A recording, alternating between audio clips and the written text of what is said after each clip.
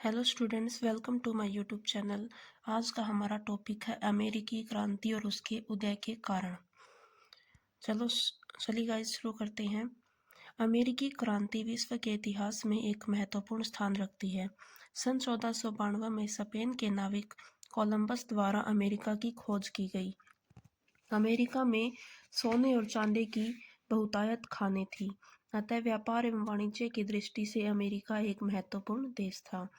इसलिए व्यापारिक लाभ की आशा से यूरोपीय देश इस क्षेत्र की ओर आकर्षित हुए। अपनी सामुद्रिक शक्ति के बल पर इंग्लैंड ने अमेरिका में अपने 13 उपनिवेश स्थापित कर लिए। इंग्लैंड सरकार की दूषित शासन व्यवस्था तथा स्वार्थपूर्ण आर्थिक नीति के कारण उपनिवेशवासियों में घोर असंतोष फैल गया।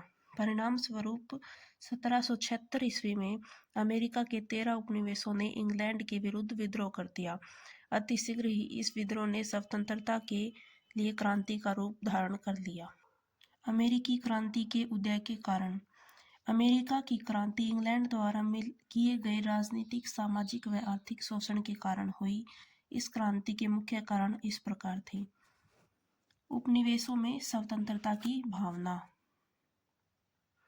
अमेरिकी उपनिवेशवासी स्वतंत्रता प्रेमी स्वभाव के थे, परंतु ब्रिटिश सरकार ने उपनिवेशों पर अपना नियंत्रण कर लिया तथा विभिन्न प्रकार के कर और प्रतिबंध लगा दिए। अमेरिकी लोगों ने इन कर और प्रतिबंधों का विरोध किया, अतः अमेरिकी लोगों के विरोध और उनकी स्वतंत्रता प्रेमी स्वभाव सन 1776 की क्रांति का मुख्य कारण बना। बौद्धिक चेतना का विकास।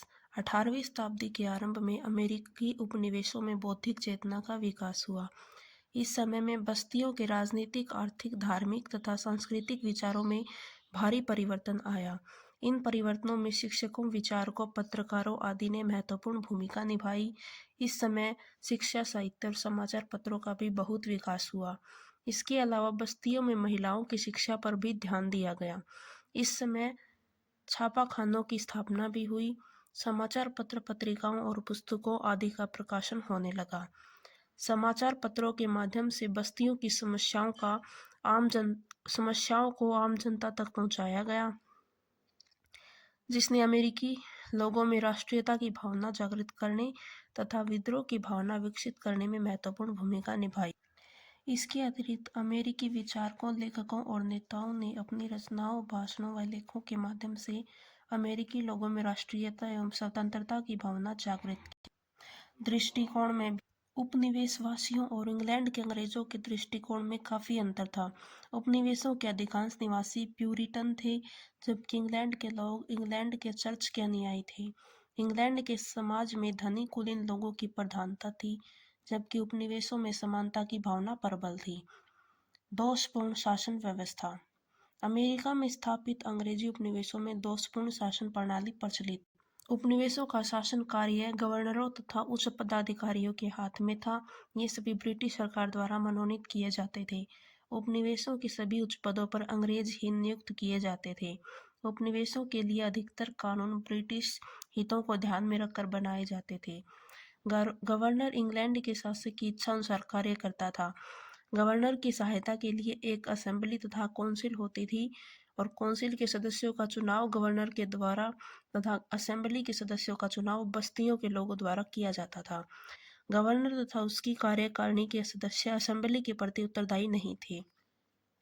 इस तरह की शासन व्यवस्था से अमेरिका की जनता परेशान हो गई और ऐसी शासन प्रणाली से छुटकारा पाने की सोचने लगी। सप्तवर्षीय युद्ध।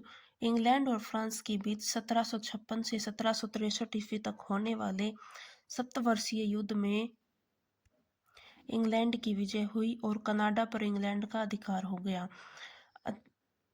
अतः उपनिवेशों को कनाडा में रहने वाले फ्रांसीसियों के आक्रमण का कोई डर नहीं रहा और उन्हें इंग्लैंड के विरुद्ध विद्रोह का अवसर मिल गया।